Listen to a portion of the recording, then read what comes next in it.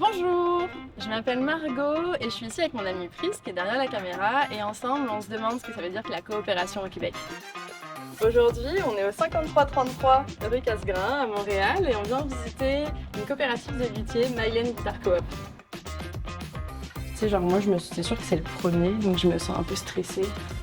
Je suis comme, tu sais puis ça va être en anglais donc je sais pas trop... Bah c'est sûr, c'est pas évident. J'ai un accent. Donc on va voir comment ça se passe, mais j'ai vraiment hâte. Puis on va se retrouver dans l'antre des luthiers de Montréal. Let's go. Let's go. Tadam.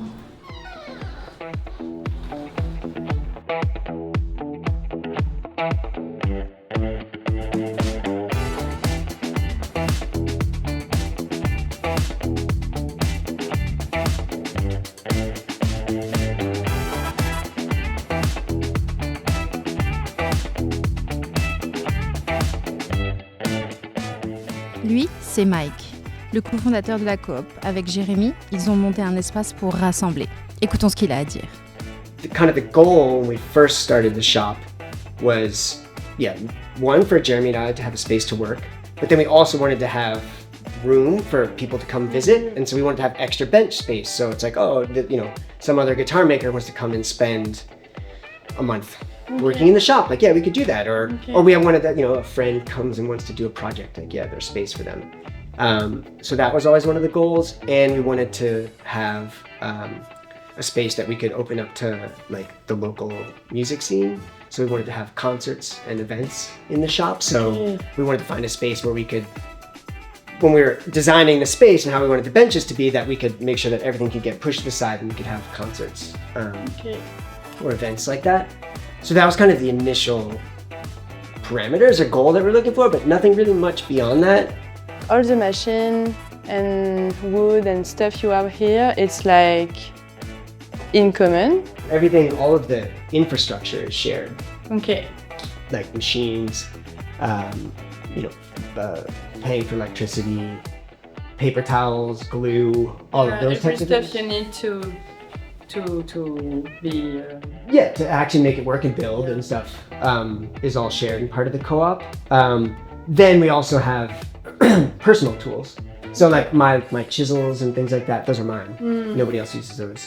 A lot of times people will share personal tools, but then certain things are like, no, those are mine. Like, especially because with such precision things, like certain things, it sounds silly, but like a metal straight edge, just a block of metal, like it's very, like I'm very protective of mine.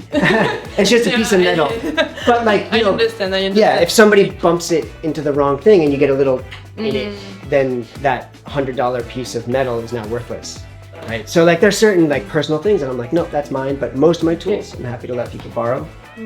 But Mike est un vrai passionné, alors il a voulu nous montrer un truc un peu cool quand même. Qu'est-ce qu'on fait là? Là, on va essayer une machine pour tester la vibration du bois.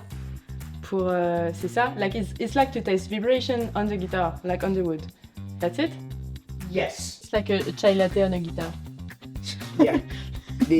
So we'll have to just see what the frequency do. So let me turn this on. Where are we at? Let me start from nowhere. On dirait les vieilles radios, tu sais. Just start there. Quand tu cherchais la bonne chaîne, quand ça faisait. On avait maintenant quelques réponses sur le pourquoi de la coop. Mais pourquoi les gens y sont rentrés? Ça, c'est une autre question. Well, what convinced you to join Mylen Guitar Coop? That's a good question. So part of it is I was always interested in building instruments. Okay. And then when I was apprenticing with Mike, that got me even more excited about it. I just really enjoyed the process. So at a certain point, I decided I wanted to do this full time. I wanted to make instruments.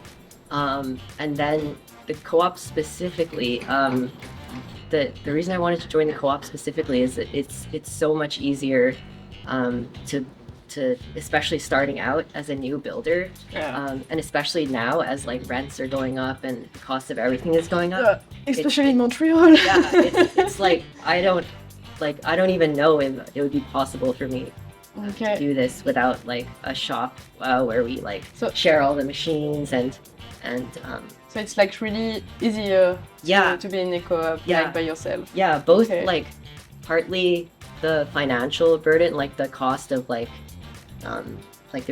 there's an upfront investment to like there's a big upfront investment that would be required to Yeah. like buying all these machines, finding a place to rent.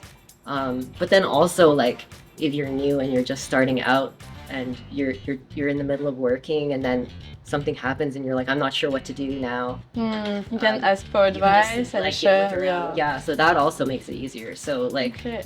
yeah, I don't think I would be doing this, or at least I'd be having a much harder time if I wasn't in the Yeah, co-op. just doing it by yourself. It Yeah. could be. Yeah. It takes time. Yeah. A co-op helps for it. Ici, tout le monde est égal. Tout le monde paye 10% de la totalité de la chose. Fait que je veux pas, Ok. tu te sens un peu engagé dans l'affaire. Oui. Sentiment de responsabilité Ouais. quand même plus présent. Ouais, Ok. pas mal, ouais, c'est ça, c'est ça. Tu sais, on est pas mal, il y a comme familial là, aussi, là. Fait Ok. que il y a ça, là. Et c'est May qui disait que vous étiez comme. Vous traîniez ensemble, puis que vous Ouais. êtes comme amis. On est rendu, c'est ça. C'est ça, versus comme un vrai travail où tu es comme des compagnons de travail là, qui sont comme Ouais. des amis, mais au travail, fait que c'est pas vraiment des amis. Là, mais versus ici, ben moi j'habite un peu loin d'ici, là, mais tu sais, comme on se voit le week-end, là, où on Ok. fait des choses, on va prendre une bière, ou tu sais, ça fait partie un peu de notre social là, de passer du temps ici. Là.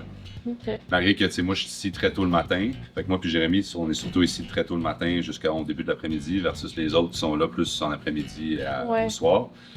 Fait que ça te donne une chance de pas trop les voir. Fait que les vendredis, je suis content Genre, de je sais que socialiser. cette personne-là travaille à cette heure-là, je vais pas venir, Ouais. je vais venir les autres horaires.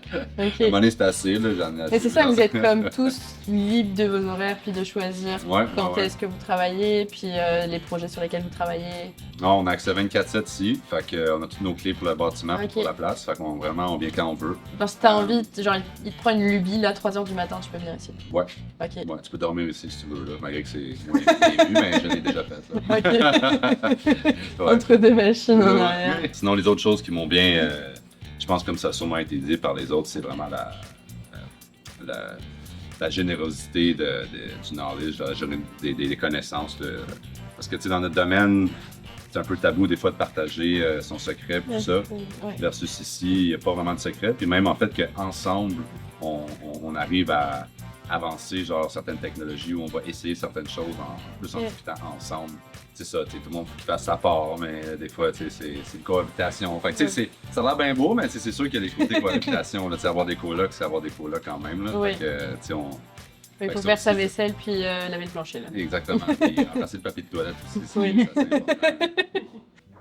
C'est vraiment intéressant parce que c'est comme ils se sont réunis pour un métier à la base. Tu sais, c'est pas genre.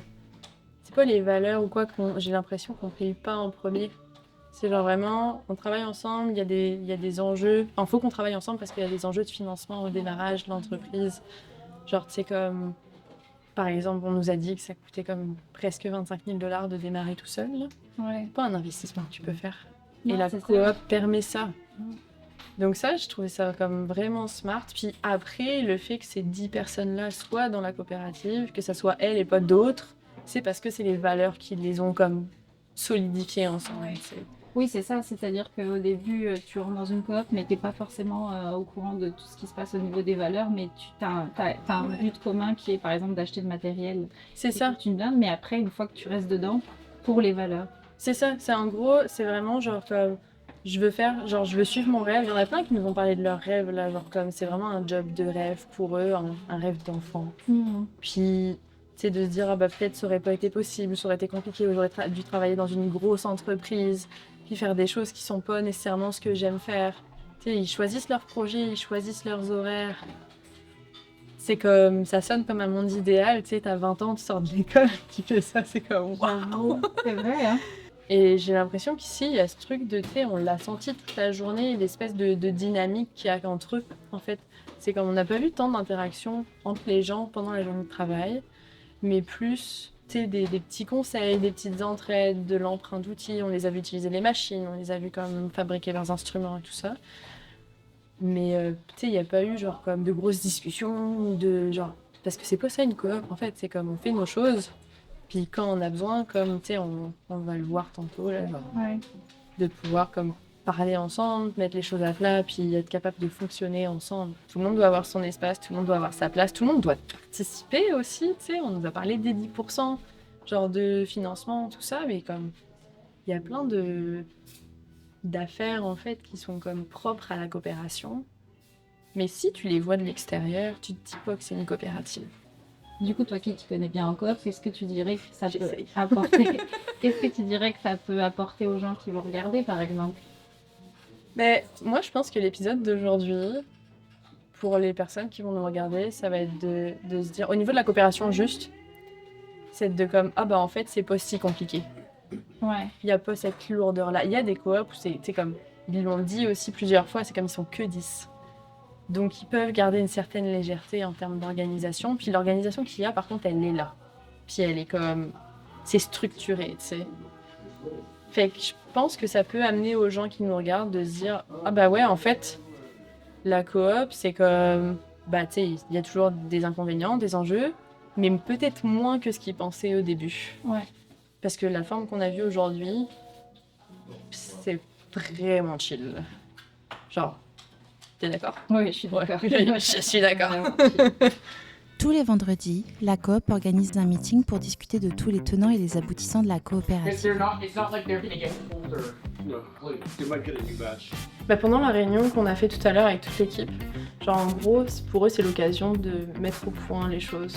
Que, tu sais, genre qu'est-ce qui a bien été, qu'est-ce qui a pas bien été, c'est quoi les projets qui s'en viennent. Tu sais, ils ont parlé pendant vraiment longtemps, je pense, tu me dis si je me trompe là, mais Non, mais... du concert, Ouais. puis de l'organisation, puis genre qu'est-ce que ça allait prendre, puis après ils se sont comme ok, là il faut faire venir des nouveaux trucs. Moi j'ai compris des cotons-tiges.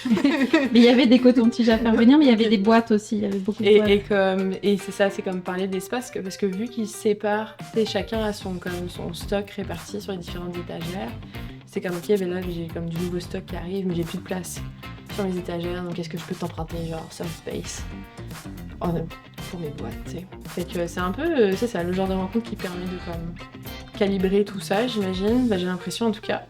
Puis c'est rigolo parce que, rigolo. C'est vraiment, moi ce que j'ai trouvé vraiment intéressant, c'est que, bon, il y a toujours comme un leader de réunion, tu sais. Puis ça, moi je me suis vraiment retrouvée là-dedans parce que c'est vrai que avec la coop, tu sais, faut comme quelqu'un qui anime, qui prend les notes, tout ça, mais faut, tu sais, il y a quelqu'un qui va comme souvent prendre le lead puis comme dire, ok, ben là, tu sais, c'est ça qu'il faut faire, puis c'est toi qui vas le faire, tu sais. Genre, même si ça reste une coop, ça reste qu'il y a toujours comme un peu une tête de file. Puis là, ça s'est vraiment vu. En tout cas, moi, je l'ai ressenti, puis ça m'a fait sourire. Puis il y a aussi cet aspect de... j'ai pas senti de gêne entre les gens à dire les choses, tu sais. Comme... il y a pas eu de chicane, mais c'était comme... eh ben là, tu sais, comme moi, je suis pas d'accord avec ça. Ou là, comme... tu sais, ou même...